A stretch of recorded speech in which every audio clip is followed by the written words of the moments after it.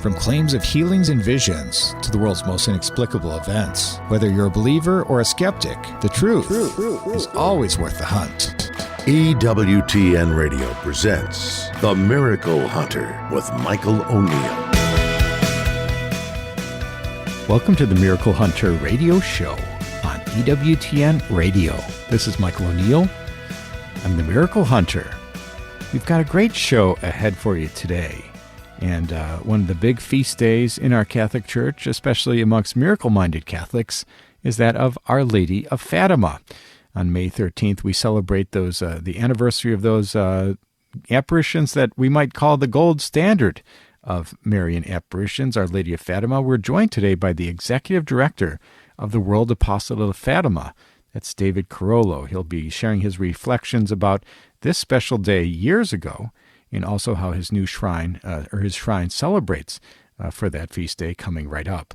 We'll also be joined by Miguel Sancho, the author of Evidence of the Extraordinary. It's a brand new book that's out about The Proof is Out There, this History Channel television series that I've been a part of that goes through some of the miraculous things or mysterious things or unexplained things caught on camera. And they have scientific experts that weigh in to say, is this believable, or is there a natural explanation for what we're looking at? And so Miguel Sancho will join us in just a little bit. Check out my series, They Might Be Saints. This is my series that looks at Americans on the path to sainthood. On Sunday, May 10th at 1:30 p.m., we've got They Might Be Saints, Father Nelson Baker. I examined the canonization cause for Father Nelson Baker, a former business owner who built a world-class city of charity with an orphanage, home for troubled youth, schools, and hospital, and a basilica. So check that one out. They Might Be Saints, Father Nelson Baker. And that is on Sunday, May 10th at 1:30 p.m. Central Time. My other program is Explore with the Miracle Hunter on Saturday, May 9th at 5:30 p.m. We look at the most visited Marian shrine in the world, which is at Our Lady of Guadalupe in Mexico City. And I go there to investigate how the mysterious image emblazoned on St. Juan Diego's tilma has inspired millions of believers. So check that one out. That's Saturday, May 9th at 5:30 p.m., and that is Our Lady of Guadalupe featured on Explore with the Miracle Hunter. And later in the show, we're going to be looking at the Might Be Saint of the Day. We always look at somebody who's on the path to sainthood, whose feast day or death anniversary lines up exactly to the day's date. We've got Blessed Maria del Carmen Rendiles Martinez, who lived from 1903 to 1977 in Caracas in Venezuela. In the 365 Days with Mary project, where we look at Marian devotions that line up in each and every day of the calendar year, somewhere in the world, there's a different Marian miracle or basilica or other way that Mary is honored throughout the world with feast days and otherwise. And so for today, we've got Our Lady of the Woods from Imbersago in Italy in the year 1617. And the question of the week, what is the greatest miracle of the Guadalupe tilma? Well, there are many mysteries and marvels related to that tilma, and I've been so honored to be there in person to view that image of Our Lady of Guadalupe, up close and personal to that image. And so I'll give my reflections on what I think is the greatest of all the miracles. There's a lot of them. We'll see what I think is the biggest one. And the miracle of the day is the apparition of St. Michael the Archangel at Mount Gargano, and that's in Italy in the year 490. I'll do my best to break down what that miracle is in just a little bit.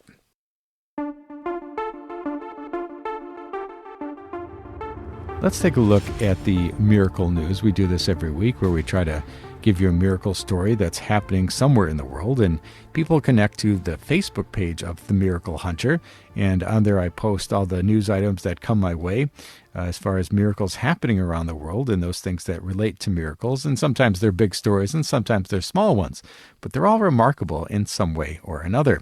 And so you can connect to the Facebook feed to get more of these stories coming onto your screen. And so for today, we've got a recent story in April of 2026. A dramatic survival story came out. It emerged from Lebanon involving someone named Alex Abu Sabah.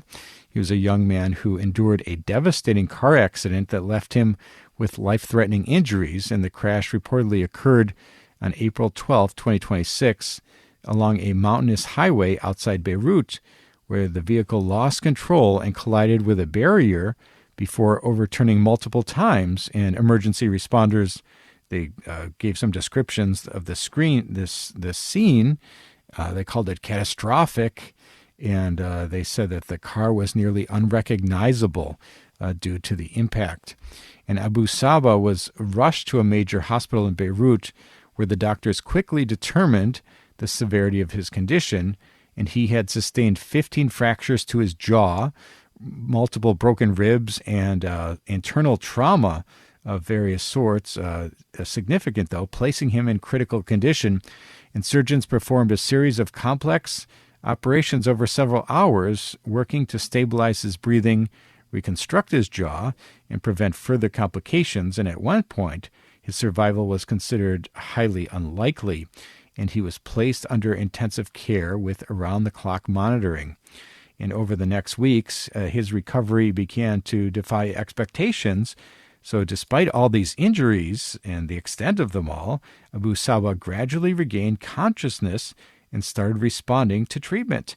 And by late April 2026, he was able to breathe without full mechanical support, and doctors noted unusual progress in the healing of his fractures. And medical staff described the speed and extent of his recovery as extraordinary, especially given the number of jaw fractures, which typically requires prolonged and difficult rehab. And by the beginning of this month, Abu Saba had begun speaking again and was able to sit up without any assistance, and he made it was a major milestone in his recovery. And the doctors involved in his care, they publicly referred to his survival as, quote, nothing short of a miracle, citing both the severity of the crash and the complexity of his injuries. And his case quickly drew attention across Lebanon, with many viewing it as a powerful story of resilience, medical care, and what some believe to be divine intervention. And so that's the miracle story. I'll be posting a link to that one on the Facebook page of The Miracle Hunter. You can read more about that there.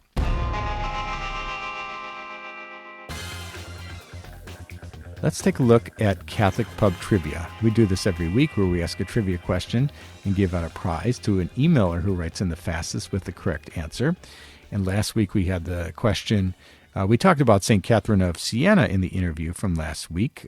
Coached by Catherine was the name of the book. You can connect to EWTN.com to check out the audio archive of last week's interview.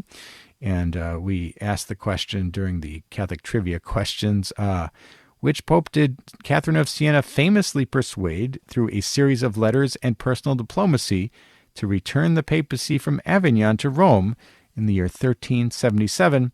And the answer from last week is Pope Gregory XI. And writing in the fastest with the correct answer, we had a lot of people writing in, actually. Wendy Gaiman from Pennsylvania was the one who wrote in the fastest. Wendy's the winner of this week's trivia question. And let's take a look at this week's question. So this is a hard one. This question is about Our Lady of Fatima. We're going to be talking today with David Carollo, the executive director of the World Apostolate of Fatima. And not many people know this, but there was a fourth child present early on for the visions of Fatima. If you think you know that one, who was the fourth child present early on in the visions of Fatima, which we'll be celebrating on May 13th? If you think you know that answer and want to win the prize, the Faces of Mary, send me an email to questions@miraclehunter.com, and maybe you'll be the fastest to have that answer. But answers and winners will be posted on the show page on miraclehunter.com. We need to take a short break, but when we come back, we're going to be talking with Miguel Sancho, author of the brand new book, Evidence of the Extraordinary, a book which details some of the miraculous findings, or the mysterious findings, or the marvelous findings found in The Proof is Out There. Stay with us for that.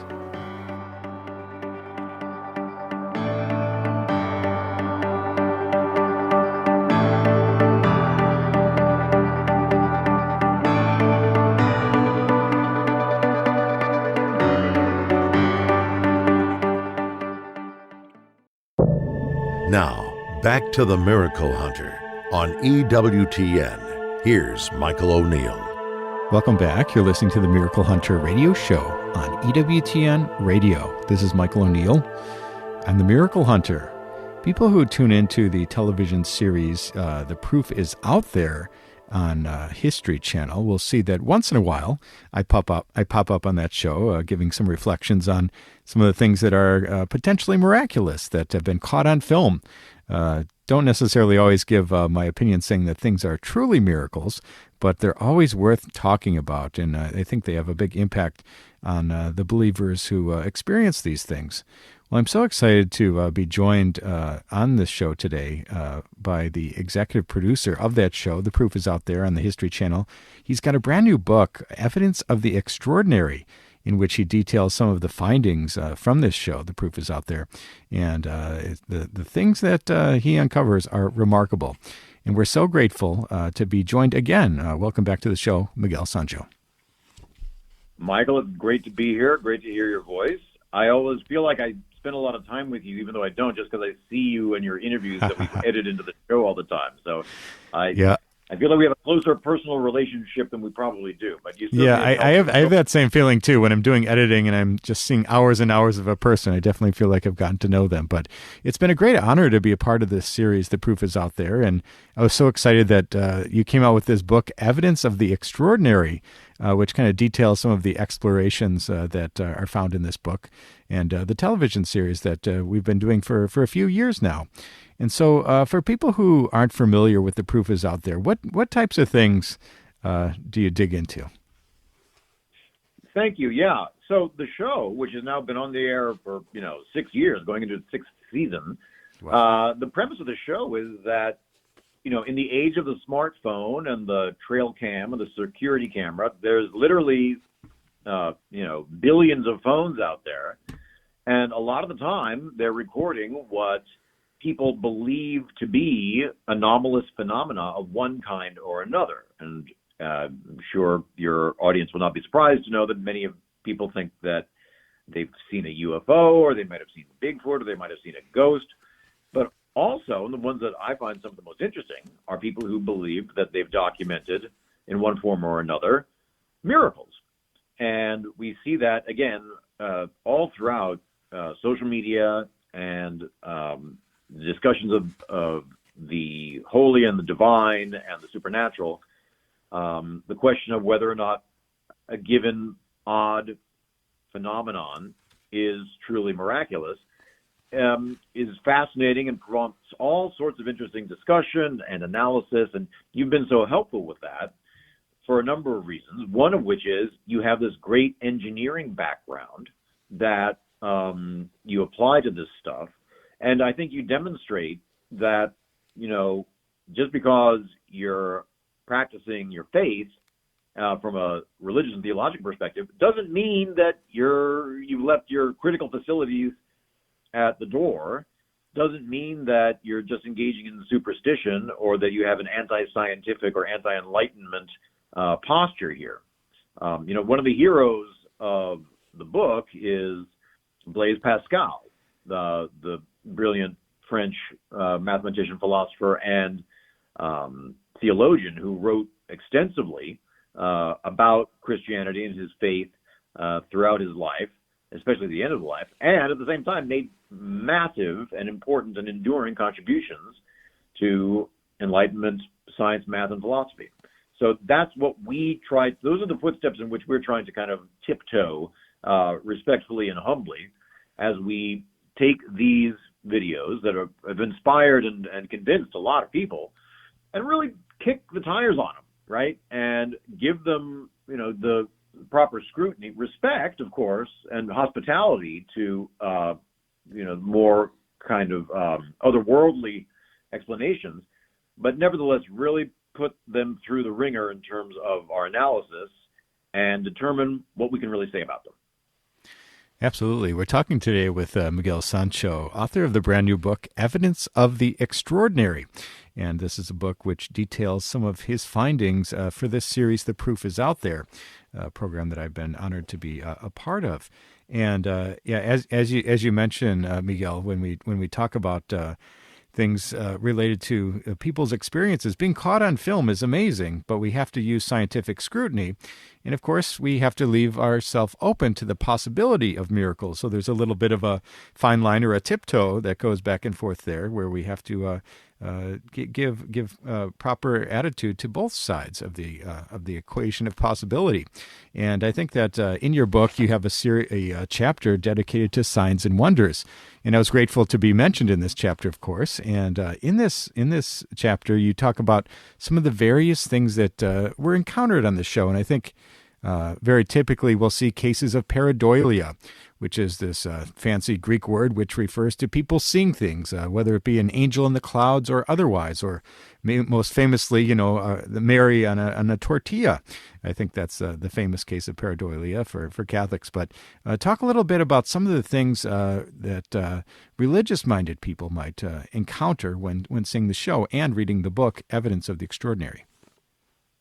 Indeed. So you're absolutely right, Michael, that, one has to be able to kind of separate how a given encounter or a given object or a given piece of footage inspires someone and the degree to which it can actually be, verified and confirmed as miraculous.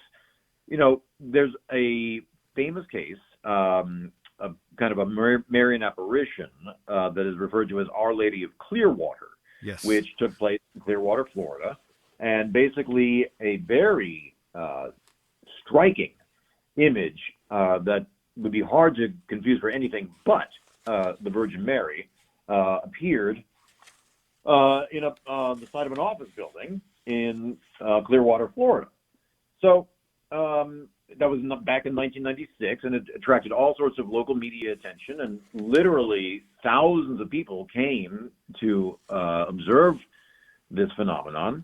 And I will say this was an example where the church could have tried to, lean into the miraculous interpretation and the supernatural interpretation and give it either a direct or oblique partial endorsement. But the church was very wary about, confirming this in any kind of way. As you know, Michael, their standards, the Vatican standards for confirming miracles, extraordinarily rigorous.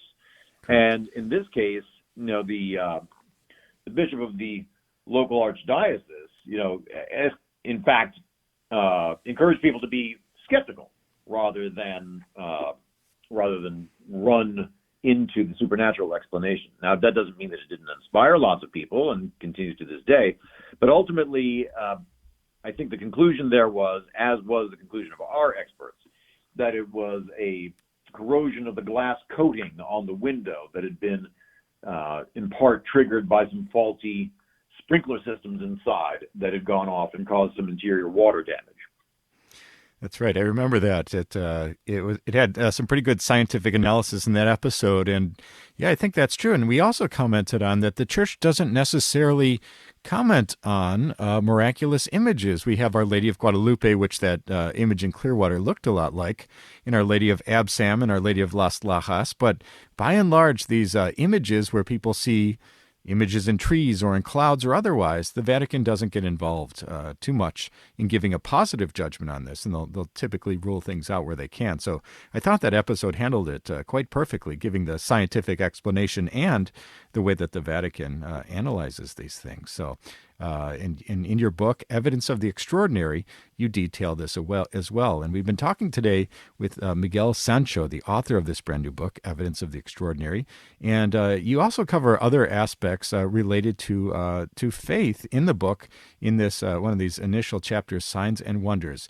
What other things did you see that you experienced on the working on these projects or programs that inspired your faith in some way? Well, I found the one of the miracles that I believe you turned us on to. You point us in the direction of a case of a stigmatic named Myrna. Yes. And that was fascinating. And again, this took place a while ago in the outskirts of Damascus in the early 2000s. And, I'm generally skeptical about these kinds of things, and we've debunked more of them than we've than we've even come close to confirming. But again, that's a case where there's been plenty of scrutiny and people who have been there in the room observing it while it happens. And both those observations and what we see in the footage, very hard to explain away. There is, as you know, a medical condition known as hematohydrosis, which causes blood to seep from people's sweat glands. But that usually happens in a very diffuse area, not in specific cross-shaped lines as one sees in this footage of Myrna's stigmata on her forehead. So that I thought was quite puzzling, quite hard to explain. But I also find myself very compelled by some of these cases of miracle survival stories. There's a really interesting one that just took place a few years ago where a Catholic priest, actually, and you remember this one. You were, I thought, quite compelled by this one yourself. A Catholic priest on his way to Mass on the feast day of guardian angels, no less, and he was involved in a vehicular accident that should have resulted in serious injury or death. What he was doing, he was driving obliviously to church, and then a youngster who had a seizure and collapsed at the wheel of his SUV had gone out of control and was about to smack him, T-bone him, when he hit a metal sign post that somehow lifted his SUV over the hood of the priest's car and left him completely unscathed and unscratched. And in fact, nobody even knew anything this happened. The father was named Father Bach, and this took place in Milford, Ohio in 2022. Nobody knew exactly what happened until the local police saw some security camera footage that was shot by an outward-facing camera from a funeral parlor across the street.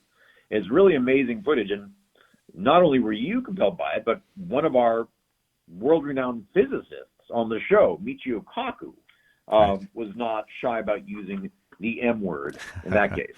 Yep, miracle. It's a hard thing for me to say, in all that I've looked at and all that I've seen. But in that case, I agree. That seemed like nothing short of a miracle caught on film. We've been talking today with Miguel Sancho, the author of Evidence of the Extraordinary, a book that details his findings in the series on History Channel, The Proof is Out There.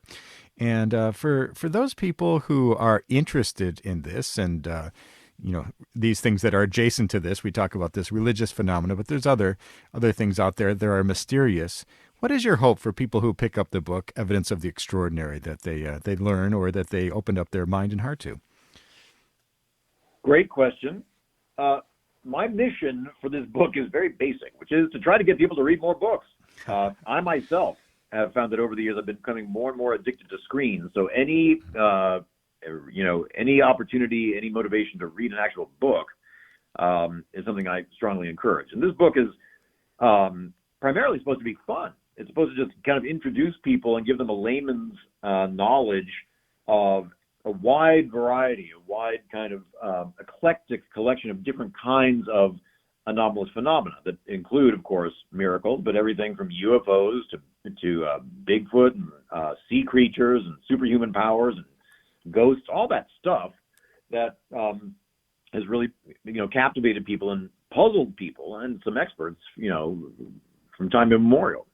The thing the secondary mission, aside from just kind of encouraging reading, is to encourage people to be a little bit more humble about what they think they know. The history of science is really the history of ideas that were considered radical and kooky somehow being confirmed through the scientific process and revolutionizing what we think about what we know and shifting paradigms. So in the face of that, we need to be, again, a little bit more hospitable to what seem to be radically improbable explanations for things.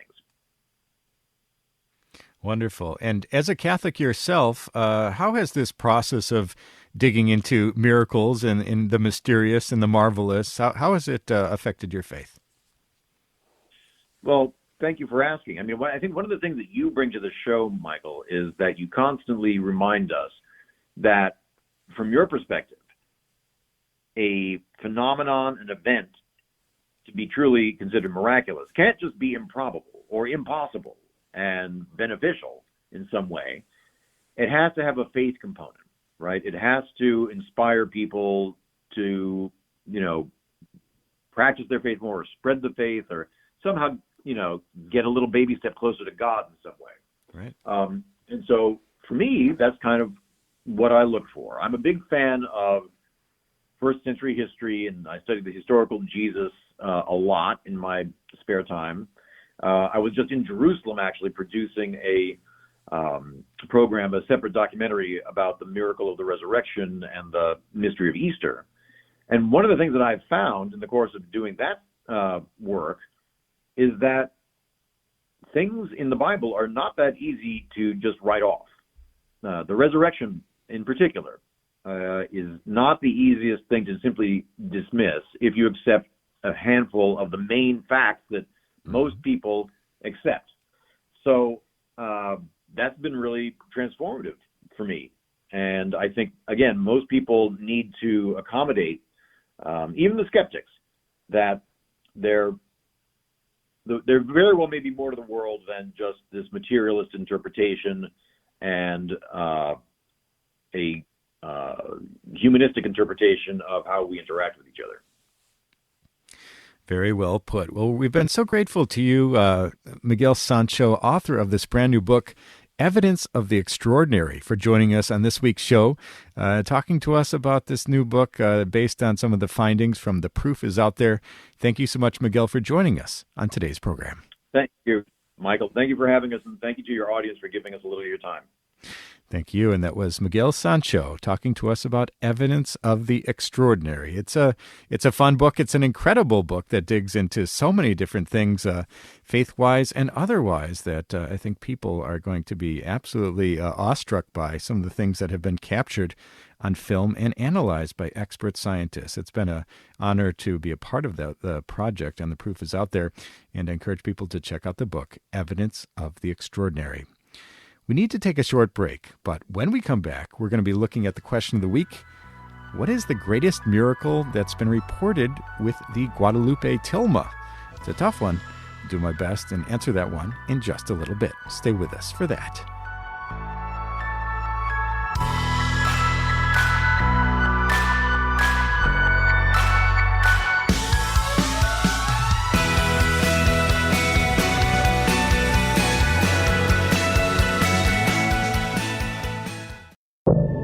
Now, back to the Miracle Hunter on EWTN. Here's Michael O'Neill. Welcome back. You're listening to the Miracle Hunter radio show on EWTN Radio. This is Michael O'Neill. I'm the Miracle Hunter. Well, I love getting your questions. People write in from around the world with questions about miracles happening in today's world and those that have happened centuries ago. And I love getting the questions in the email inbox. They're a lot of fun. Some of them are strange and interesting, and most of them I can answer, and some I can't, and I read some of them on the radio show here. But I also love getting questions in person and being put on the spot a little bit when I give a talk, and I travel around the country 10 or 20 times throughout the calendar year, and I go to different shrines or parishes or other places, other events, conferences, and I always speak about miracles, and whether it's about Eucharistic miracles or it's about the miracles of the saints or the apparitions of Mary or how the church investigates the supernatural, I'm always doing my best to tell these stories of miracles as best as I can. And I always leave it up to the audience to ask me some questions at the end, and that's my favorite part of the night. So for people who are interested in having me speak at your parish, you can go to miraclehunter.com and click on the Contact tab and send me a message that way. And maybe I'll be speaking at a parish near you sometime soon.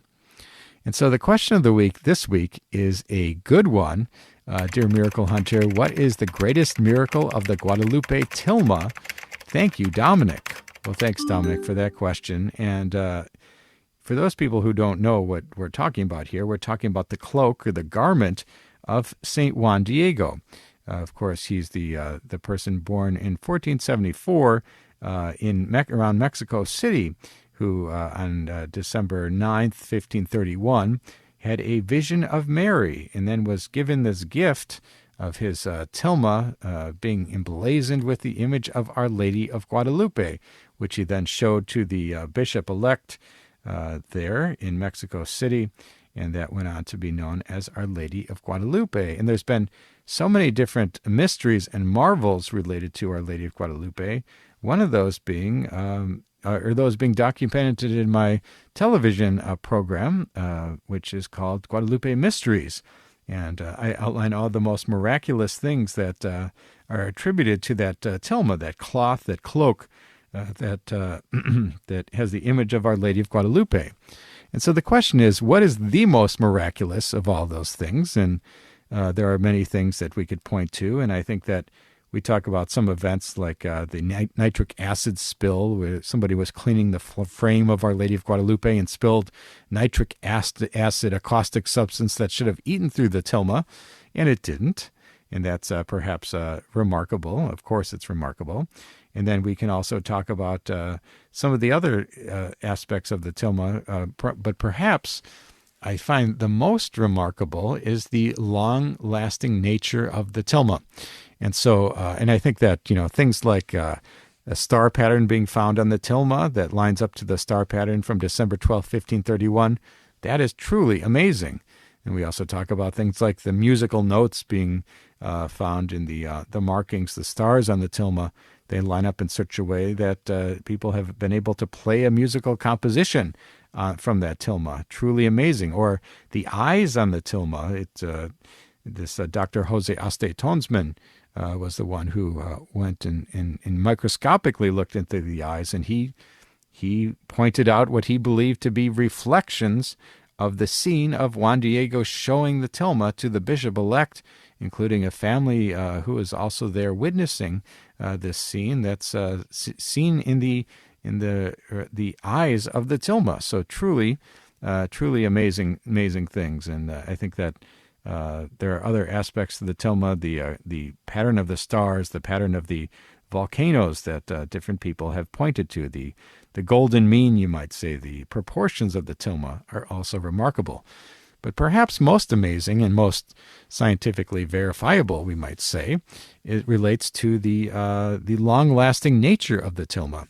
I've done some interviews with various experts, art experts and historians and otherwise, and this is the only object made of this agave fiber that is still in existence in good condition from that time period. There's not a single other object that has been preserved in this way in Mexico. So I think that alone is truly remarkable, and we get the idea that, well, maybe this object was perfectly preserved for a very long amount of time, and that it wasn't touched or nobody was near it, and it was in ideal conditions. Well, no, that's not the case at all, because at the very beginning anyway, when the announcement of this miracle happened and so many people came, they wanted to rub their face in the tilma, or they wanted to touch their rosary beads or their other religious objects to the tilma. So it went through all this rough handling, and it was hung on the wall of the church there,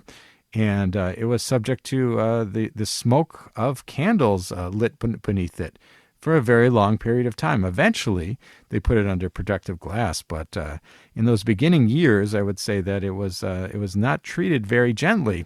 And so the fact that it is the only object of its type still in existence, maybe that's the most miraculous or most noteworthy marvel related to the tilma.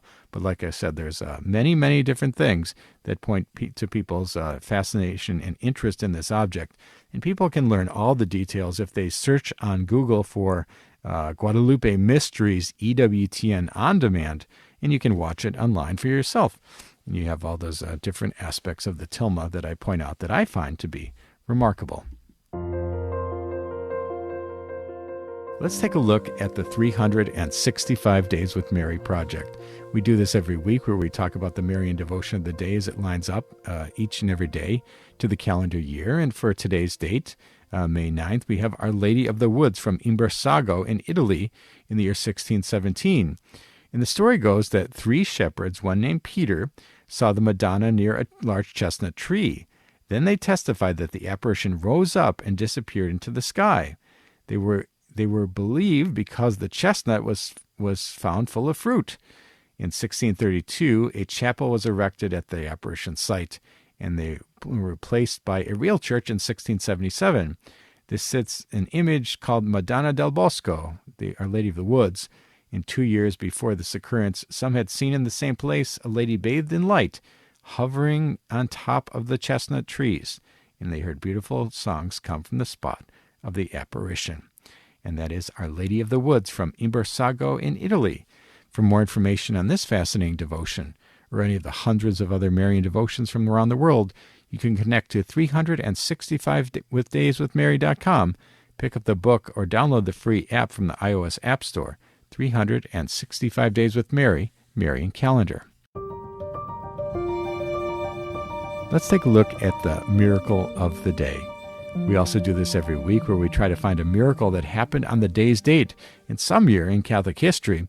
And so for today's date, we have May 9th, and it relates to the apparition of St. Michael the Archangel at Mount Gargano, and is traditionally dated to around the year 490 A.D., and during the episcopate of Bishop Lawrence of Siponto. And the story begins with a wealthy man whose stray bull was found kneeling at the mouth of a cave, and when he shot an arrow at it, the arrow miraculously reversed direction and struck him instead. And after days of prayer and fasting, the bishop received a vision in which St. Michael declared that the cave was under his protection and was already consecrated to God. And this event marked the beginning of one of the earliest and most enduring Christian pilgrimage sites, later commemorated with a feast day on May 9th, honoring the sanctuary's dedication. And that is the miracle of the day, St. Michael the Archangel's appearance at the cave at Monte Gargano in the year 490 A.D. Let's take a look at the sainthood news. We do this every week, where we talk about those people on the path to sainthood. We're talking about servants of God, venerables, blesseds, and saints, and it lines up to my television series, They Might Be Saints, which airs weekly on EWTN, and also my book, They Might Be Saints, which is present on the EWTN RC Religious Catalog. I think it's my best one. I detail 22 American saints in the making, venerables, blesseds, before they have all their miracles and are recognized by Rome. But I always try to keep you up to date on the sainthood news as it's coming out. And so on Monday, April 27th, Pope Leo XIV received in audience His Eminence Cardinal Marcello Semeraro, the prefect for the Dicastery for the Causes of Saints. And during this audience, the Pope authorized this dicastery to promulgate a decree regarding the offering of the life of the servant of God, Pedro Manuel Salado Alba. He was a lay faithful, member of the association Hogar de Nazaret, born on January 1st, 1968 in Chiclana del Frontera in Spain, and died on February 5th, 2012 in Playa de Tonsupa near Alcarnes in Ecuador. And he was a lay faithful member of the association Hogar de Nazaret, and he lived a life marked by quiet dedication, humility, and service to others. And he was born in Chiclana del Frontera, and he offered his daily work, relationships, and sufferings as a testimony of faith and love rooted in the gospel. And his life, which came to an end on February 5th, 2012, near Atacarnes, is remembered as a profound offering to God through simple yet faithful witness. And he is now a venerable. That's Pedro Manuel Salado Alba. And for the Might Be Saint of the Day, we talk about people whose feast day or death anniversary lines up exactly to the day's date. We've got Blessed Maria del Carmen Rendiles Martinez, who lived from 1903 to 1977 in Caracas, in Venezuela. And she was the third of 8 children born to a wealthy and respected family, and she's the daughter of Ramiro Antonio Rendiles and Ana Antonio Martinez. She was born without a left arm and lived with a prosthetic. And she was baptized in 1903, confirmed in 1905, and made her first communion in 1911. And at age 15, she began serving as a catechist in her parish, and she would travel to other towns to reach parish missions, and she felt a call to the religious life and joined the Servants of the Blessed Sacrament in 1927. And after studying Toulouse in France, she received her habit in 1927, her first vows in 1929, and her solemn profession in 1932. She then returned to Caracas, Venezuela, where she worked for the next 10 years, serving in a variety of positions. And she was the provincial superior of the order in 1951. She started convents and schools in Venezuela and Colombia, and a school for poor children in the family home she inherited, and for practical reasons, including the distance from the mother house in France to the sisters, the congregation split. And Blessed Carmen is considered the founder of the Servants of Jesus of Caracas, and she served the rest of her life as its superior. And by 2015, there were 94 religious in 19 communities. And so, born in 1903, died in 1977, and in 2013, she was declared venerable by Pope Francis, and then in 2018, she was beatified by Pope Francis with her miracle involving the healing of Trinette Duran de Branguer on July 18th, 2003. And she was beatified in Venezuela by Cardinal Angelo Amato. And that is today's Might Be Saint of the Day, Blessed Maria del Carmen Rendiles Martinez. With one more miracle, she will be known as Blessed Maria del Carmen. And she's today's Might Be Saint of the Day. And for people who are interested in They Might Be Saints, the television series, you can tune in on May 10th at 1:30 p.m. Central Time, the episode of They Might Be Saints on Father Nelson Baker. I examine the canonization cause of Father Nelson Baker, a former business owner who built a world-class city of charity with an orphanage, home for troubled youth, schools, a hospital, and a basilica. Check that one out, Sunday, May 10th at 1:30 p.m. Central Time. That's They Might Be Saints, Father Nelson Baker.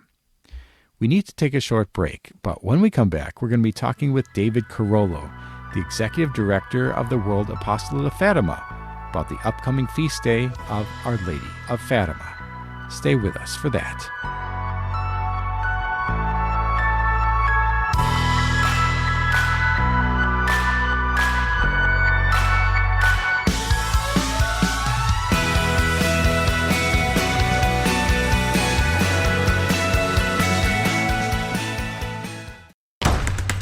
Now, back to the Miracle Hunter on EWTN. Here's Michael O'Neill.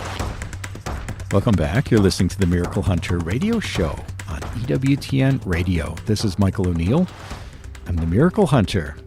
Well, when we talk about Marian feast days throughout the calendar year, the general Roman calendar, we always have to include the big apparition feast days. And of course, we have Our Lady of Guadalupe, Our Lady of Lourdes, and on May 13th, coming right up, we have Our Lady of Fatima, which I consider to be the gold standard of Marian apparitions. So for miracle-minded Catholics and those who love Mary, it is a big feast day coming up.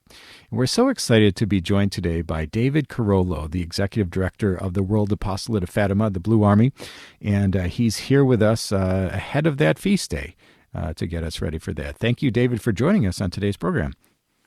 Oh, thank you, Michael, for having me. Yeah, it's great to have you back, and this is the big feast day coming up, and I know it opens your season, so to speak, at the shrine there. Tell us a little bit about when you get ready for the feast day of Our Lady of Fatima. What types of things do you and the shrine itself get ready for? Well, we have great crowds that come out here. Of course, we seat 1,500 seats under the roof outside in our pavilion, so you can imagine, and that's nothing compared to the crowds that come, especially if the weather's good. We could have 4,000 people here. It depends. And so May 13th obviously is the kickoff for the Fatima devotees, because this is when our season begins, and it's when you really start. The Fatima message is year round, obviously, but again, these 6 apparitions, these 6 events that we hold from May through October are very special, very, very special to us, because our idea is to promote specifically what was said in each one of those apparitions. And of course, the beginning of it was in May of 1917. And so we're very excited about. I think we see a good year. This is a very special year for us because we are in the midst of an extraordinary Marian Jubilee, which because we're celebrating not only the 109th anniversary of the apparition of the first apparition of Our Lady, but we're also celebrating the centennial anniversary now, the 100th anniversary of the apparitions in Pontevedra, Spain, to then Sister Lucia, now Venerable Sister Lucia, where she received the first Saturday's devotion. And I just think that is so very, very important in this, particularly in this time, because world peace is one of the things we hope to attain through fulfilling the first Saturday's devost. And let's talk about that a little bit, David. For most people know, but for people who want to participate in the first Saturday devotion, what do they need to do? Well, obviously you can come to our website and we'll direct you through. We have a beautiful pilgrimage, a virtual pilgrimage throughout this entire year for the first Saturdays.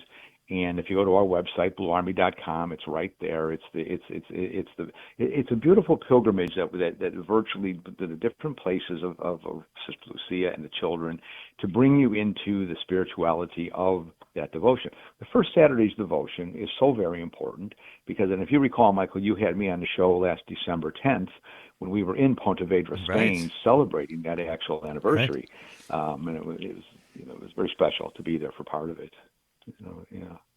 So wonderful. Yeah. So we really, during that time, because this is the time that the first Saturday request, obviously the blasphemies against Our Lady, these are in reparation against her Immaculate Conception, her perpetual virginity, her divine maternity, implanting in children, the blasphemy of implanting in children indifference, contempt, and hate for Our Lady, and of course those insults and attacks against her images, because these offend God. Let's be honest. This is what it's all about. And this is why I ask for people to go to confession, Holy Communion, pray those 5 decades of the Rosary, and then keep her company for 15 minutes while meditating on the mysteries of the Rosary. And, the promises that are attached to that are spectacular. The promises are only to say, look, you be devoted, and these things can happen certainly eternally. That's what we work for.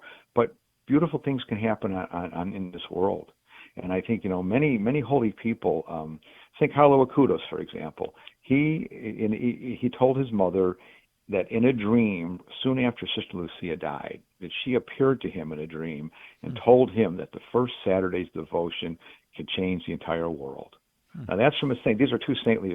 We're talking about, Sister Lucia, who's on track to sainthood, and Carlos Acutis is already, canonized. As I like to say, can these holy people all be wrong? And I think not. Yeah, what an amazing saintly connection there. We've been talking today with David Carollo, the Executive Director of the World Apostolate of Fatima, the Blue Army. And on this date that we're headed towards, May 13th, we celebrate, of course, the first apparition of Our Lady of Fatima to the 3 children. If you would, David, just walk us through what happened on that day. I think, these celebrations are all anchored to this special May 13th day. What were the key events and things that happened that kicked off these months and months of apparitions on the 13th of the month? Well, as you remember, the Fatima apparitions began a year earlier when the Angel of Peace appeared 3 times to the children and really developed them into, they were formed. Let's say they were spiritually formed during those 3 apparitions, the third of which one, of course, he brought the Blessed Sacrament.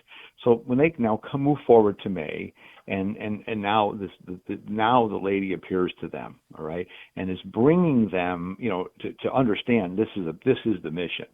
What was given to him the year before was a preparation, and this was leading up. This was introductory. This is when, as all these things start, be not afraid, come forward, and and I think I can't imagine what that could have been like for 3 very simple children, but in reality, not that simple, because they had already come to understand there was something special here that had happened and was going to happen, and they were being called to something so much bigger than they could ever imagine. And that is to bring a message to the world, given to simple children. Why? Because we, in our pride, have to be humble, right? We have to be humble enough to accept that. And this is and look in the history of apparitions everywhere, Michael. It's always to simple people, Juan Diego, Saint Bernadette. This is it. I like to say God doesn't waste his time with the educated, right? He knows they're going to be rejecting it probably or questioning everything. And simple children accepted it and came to understand. Did they know what the mission was? No. It would be revealed in the months that came beyond, such as, of course, in July, the miracle, of course, the vision of hell, which gave them a real vision of what's going on, and way to the end in October, the miracle of the sun. But these were things. This was the beginning for them, and in their hearts now they knew we are now here for something special. Amazing. We've been talking today with David Carollo from the executive director of the World Apostle of Fatima, the Blue Army, and your shrine is in Washington, New Jersey. And I believe in your year, starting now in May 13th, you'll have month after month some speakers coming in the form of some big name bishops and otherwise. Tell us a little bit about the schedule ahead for those people who might want to pay a visit to your Blue Army shrine. Well, we would hope they would. We're located in Western New Jersey, and bluearmy.com or bluearmyshrine.com gives you all the information. But we're starting out in these 6 months. We have Bishop Sweeney, who is the bishop of our neighboring diocese of Patterson. Of course, our bishop now, we're without a bishop right now in the Metuchen diocese where we're at until they name a new one. The Holy Father names somebody. But Bishop Sweeney, a wonderful annual guest, comes and he will lead everything that day. We have Monsignor Landry from a Pontifical Mission Association coming in June, and he's a gem. He's been so wonderful. In July, as has been all these recent years, His Eminence Cardinal Burke will be here, and we always look forward to his visit. In August, I have Father Toborowski, who is the administrator of the Diocese of Metuchen and former vicar, and known him very well, welcome him with open arms. He's been so gracious to us and all. Bishop Caggiano from Bridgeport, Connecticut in September. And then we cap off the season in October with His Eminence Cardinal Dolan. I mean, we've been talking for several years, and he promised me once he retired he would come and do a day here, and he's fulfilling his promises here.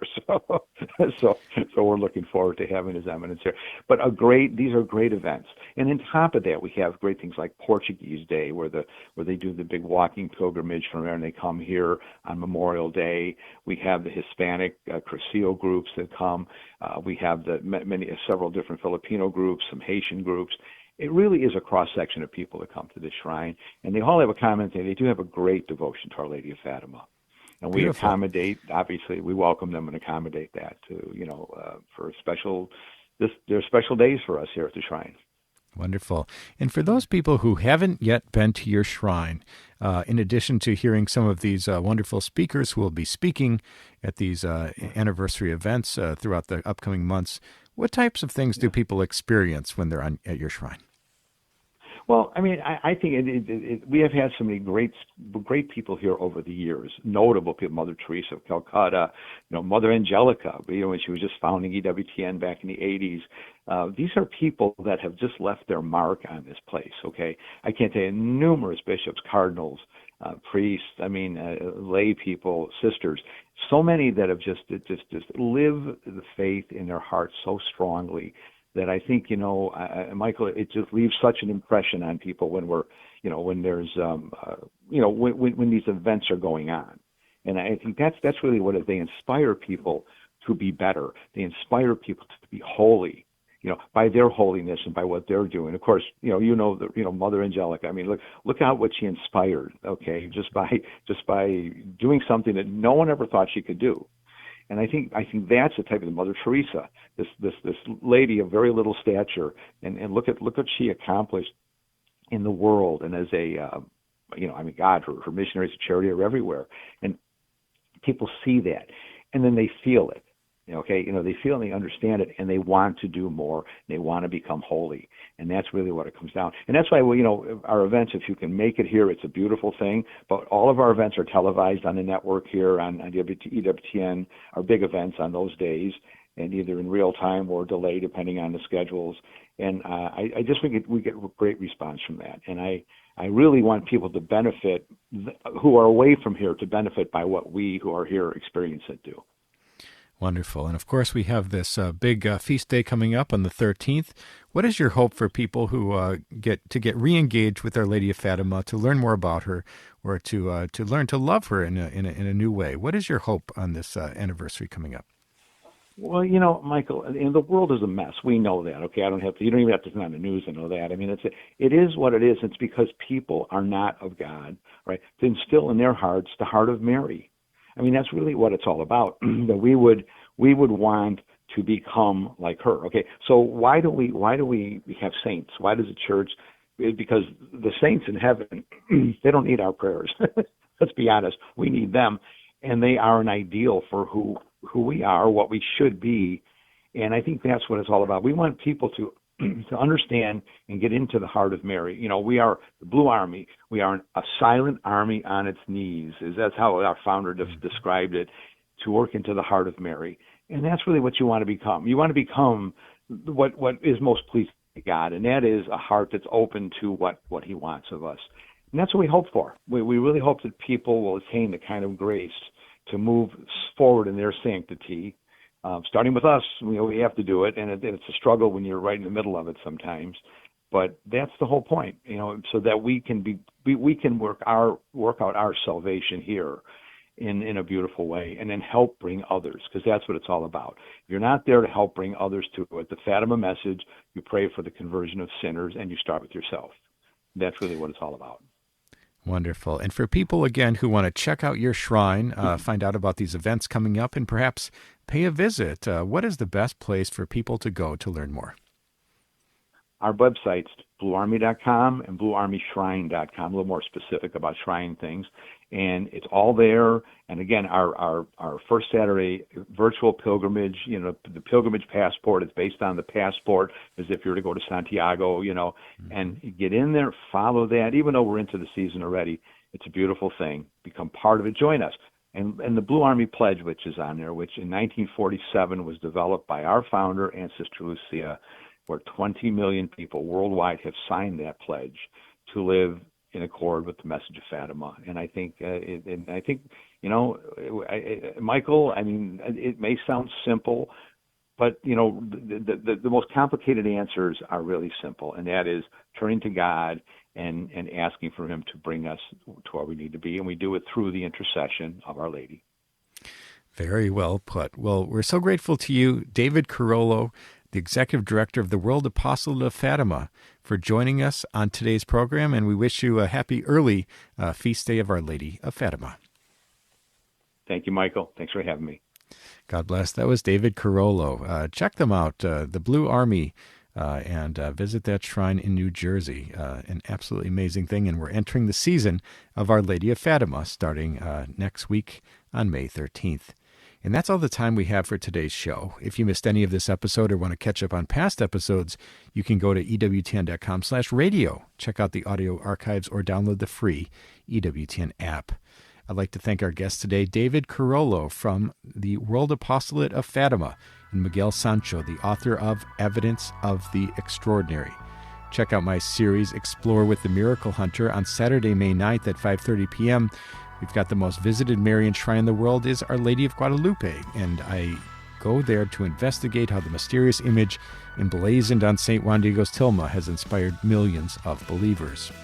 And I'd like to thank you for joining me today on Miracle Hunter, where from claims of healings and visions to the world's most inexplicable events, whether you're a believer or a skeptic, the truth is always worth the hunt. Talk to you next week.